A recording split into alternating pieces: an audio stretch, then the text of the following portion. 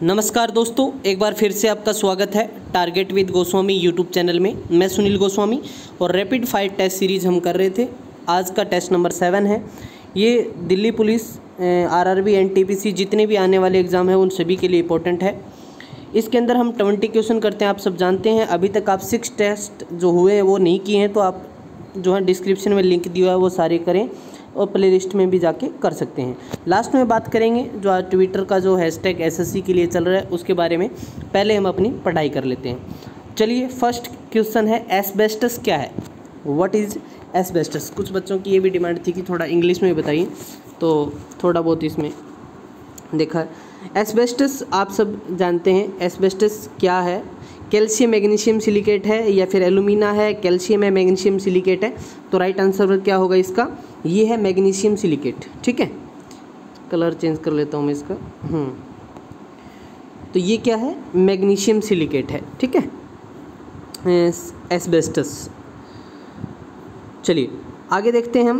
वैसे बताऊं तो एस्बेस्टस एक ऐसी धातु है जो आग से भी नहीं जलती और जितने भी फायर ब्रिगेड के जो भी चीज़ें, चाहे दस्ताने हैं, चाहे वो उनके ड्रेसेस हैं, वो उसमें इसका काम लिया जाता है। तो D is the right answer. Magnesium silicate होता है ये। सेकंड क्वेश्चन है, कौन सा धातु अपनी ऑक्साइड की परत से संरक्षित है? Which metal is protected by the oxide layer, जो लेयर होती है? चांदी, आयरन, एल्यूमिनियम या फिर गोल्ड। तो जो ऑक्साइड की परत संरक्षित हम बात करें तो वो होता है एल्यूमिनियम। क्या होता है? क्या राइट होगा? Aluminium. C is the right answer. Next question है, निम्नलिखित धातुओं में से कौन सा विद्युत चुंबकीय के रूप में उपयोग नहीं किया जा सकता? ठीक है, तो विच of the flowing metal can not be used at the electronic magnetic. तो लोहा, कॉपर, निकल या कोबाल्ट। तो राइट आंसर क्या होगा? कॉपर। ठीक है, B is the right answer. चलिए नेक्स्ट क्वेश्चन देख लेते हैं। क्वेश्चन नंबर 4, निम्नलिखित में से कौन सा पेंसिल में उपयोग किया जाता है? Which of the following are use in pencil. तो चारकोल या फिर ग्रेफाइट या फिर लेड हम बात करें या फिर फास्फोरस। तो ग्रेफाइट होता है, आप सब जानते ही हैं क्या होता है? ग्रेफाइट। तो B is the right answer. Next है, बेंजीन की खोज जो है किसने की थी? Who discovered benzene. Michael Faraday, Bruce Ames, Nicolas Appert या फिर हेल हैंगर। तो माइकल फेराडे ने की थी। A is the right answer. ठीक है, किसने की थी? माइकल फेराडे ने। अगले क्वेश्चन की तरफ चलते हैं। लकड़ी वुड स्प्रिट है। Would is the wood spirit, methyl alcohol, ethyl alcohol, butyl alcohol, फिर प्रोपेन। क्वेश्चन नंबर 6, तो राइट आंसर क्या होगा? Methyl alcohol. ठीक है, ए is the right answer. Next question की तरफ चलते हैं। पारंपरिक प्रतीकों के साथ लेंस सूत्र द्वारा किया जाता है। Lens with the traditional symbol is done by the formula 1/v - 1/u = 1/f। तो ए इसका राइट आंसर होगा। ठीक है, चलिए, एक आवर्धक ग्लास में एक साधारण ए सिंपल है मैग्नीफाइंग ग्लास, उत्तल लेंस होगा, उत्तल दर्पण होगा, अवतल लेंस होगा, अवतल दर्पण होगा। तो राइट आंसर क्या होगा? कॉन्वेक्स लेंस मतलब उत्तल lens. A is the right answer. चलिए नेक्स्ट क्वेश्चन नंबर 9 की बात करते हैं। मानव शरीर का वजन है, ह्यूमन बॉडी वेट, पृथ्वी की सतह पर हर जगह पर वही रहता है। ध्रुवों पर अधिकतम होता है, भूमध्य रेखा पर अधिकतम होता है, मैदानों की तुलना में पहाड़ों पर अधिक होता है। तो राइट आंसर क्या होगा? ध्रुवों पर अधिकतम, मैक्सिमम एट द पोल्स। ठीक है, बी राइट होगा। अगला क्वेश्चन है, जो हम बात करें श्यानता की। श्यानता की इकाई क्या है? बार, पास्कल, संतुलन या फिर इनमें से कोई नहीं। तो राइट क्या है? संतुलन है। ठीक है, सी इज़ द राइट आंसर। अगला क्वेश्चन देख लेते हैं। सर्वे सीमा में ध्वनि तरंगों की आवृत्ति, फ्रीक्वेंसी की बात कर रहा है ये, 20 हर्ट्ज से 20,000, 0.5 से 5, 1 से 10 या फिर हम बात करें 20,000 से 40,000। तो 20 हर्ट्ज से हम बात करें 20,000। ए राइट होगा। ठीक है, चलिए क्वेश्चन नंबर 12 देखते हैं हम। ऑक्टेन संख्या के लिए कम से कम मूल्य वाला यौगिक। ठीक है, list value of the number बताना आपको।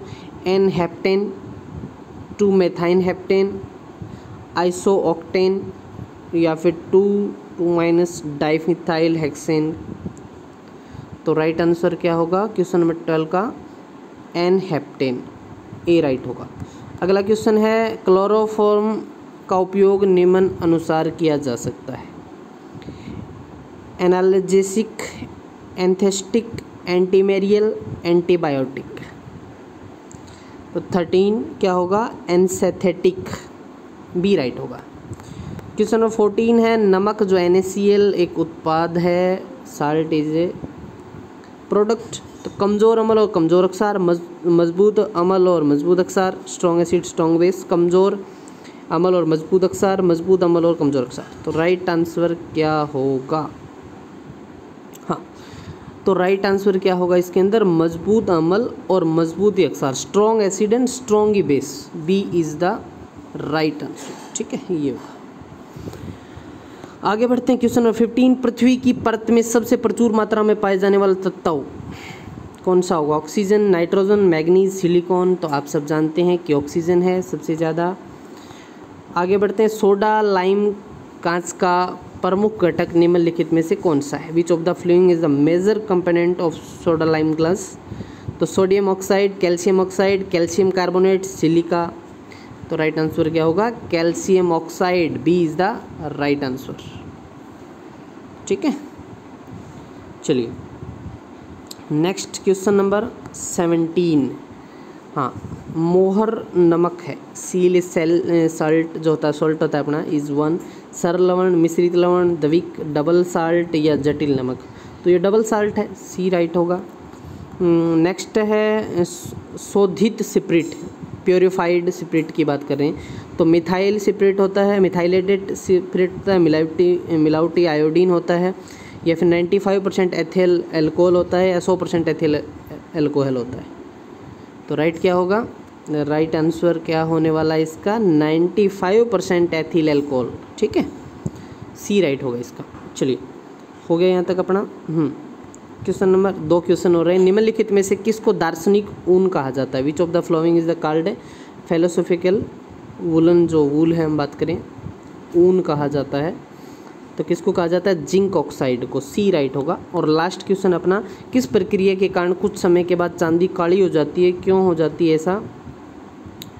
क्या है कि due to which process silver became black after some time? तो क्यों हो जाती है? चांदी पर सल्फाइड की परत, ठीक है, सल्फाइड जो कोटिंग ऑन सिल्वर, इस कारण से जो है।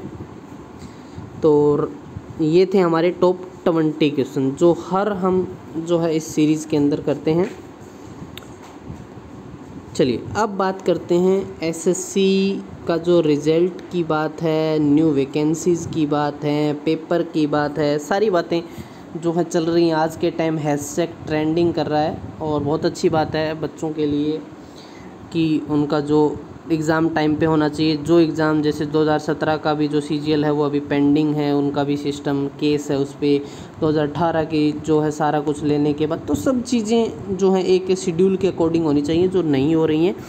तो अभी आशा करते हैं कि हम जो मुद्दा उठाया है पूरे इंडिया के अंदर वो जो है मतलब बात है वो सिरे पे जाएगी। इसका जो है सरकार को असर होगा, सरकार कुछ ठोस कदम उठाए, ज़्यादा से ज़्यादा जो है अच्छी जो है मतलब एक पॉलिसी के अंतर्गत जो है हर बात को ध्यान में रखा जाए। जिस भी कंपनी को ठेका जाए, TCS जो किसको भी दे, कोई भी कराए, अपने को क्या मतलब पेपर कराए। एक तो पेपर लीक ना हो, दूसरी बात हम बात करते हैं कि पेपर टाइम पे हो। मेन चीज़ यही है, टाइम पे पेपर हो, टाइम पे रिजल्ट आए, टाइम पे ज्वाइनिंग हो, ठीक है। तो उससे क्या है, बच्चों की आशा बनी रहती है, ठीक है। क्योंकि जब तक बच्चे के मन में ये नहीं होगा ना एग्ज़ाम कब होगा नहीं होगा, तब तक वो एक अच्छे तरीके से तैयारी नहीं कर पाता है, ठीक है। पता है कि एग्ज़ाम तो पता ही नहीं कब होगा, तो मैं कैसे तैयारी करूं। फिर वो कुछ बच्चे होते हैं, बच्चे फ़ीस भर के अब ये जो आजकल जो अभी चल रहा है, बहुत अच्छी बात है जो करवा रहे हैं, लेकिन इनमें कुछ जो है एजुकेशन माफिया भी हैं इनके अंदर भी, ठीक है, जो अपनी रोटियां सेक रहे हैं। सीधा सीधा बोल रहा हूँ मैं डायरेक्ट। तो सीधी सी बात है, बच्चों का ज़रूर भला, लेकिन जो आपका जो ये फ़ीस का जो प्रोपगंडा है इसको भी कम करें, ठीक है। तो ये कोई नहीं बोलेगा, ये जब भी सरकार पॉलिसी लेके आ जाए कि हाँ भाई इस दिन एग्ज़ाम लेंगे, ये लेंगे, ये सारे के सारे जो ये बैच ले लो, वो बैच ले लो, 10% की छूट ले लो, 15% छूट ले लो, एक के साथ एक बैच फ्री, ये वही बस कपड़े बेचने वाली सी बात कर रहे हैं। तो फीस का भी ये भी होना चाहिए, माफिया सिस्टम या फिर मोनोपोली जो आजकल चल रही है जो सोशल मीडिया का यूज़ करके। तो बच्चों को जागरूक होना पड़ेगा, सेल्फ स्टडी पे भी बहुत ज़्यादा डिपेंड होना पड़ेगा। उनको ये पता करना भी ज़रूरी होता है कि क्या चीज़ हमारे लिए अच्छी है, क्या अब कई चीज़ें क्या, एक टीचर है अच्छा है, वो स्टार लगा के दिखा के उसके बाद में उसके पीछे खात जोड़ के जो भी हैं वो कर रहे हैं।